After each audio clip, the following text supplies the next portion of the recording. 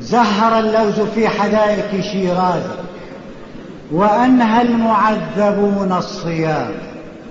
ها هم الفرس قد أطاحوا بكسرى، ها هم الفرس قد أطاحوا بكسرى بعد قهر، وزلزلوا الأصنام.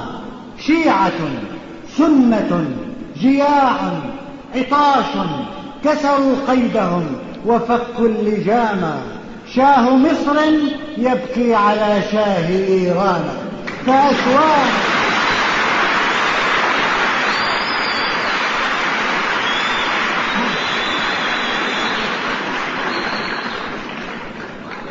ها هم الفرس قد أطاحوا بكسرى بعد قهر، وزلزلوا الأصنام.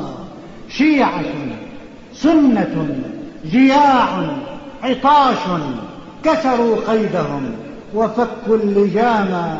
شاه مصر يبكي على شاه إيران، فأسوان ملجأ لليتامى. والخميني يرفع الله سيفا ويغني النبي والإسلام. هكذا تصبح الديانة خلقا مستمرا وثورة وقتها.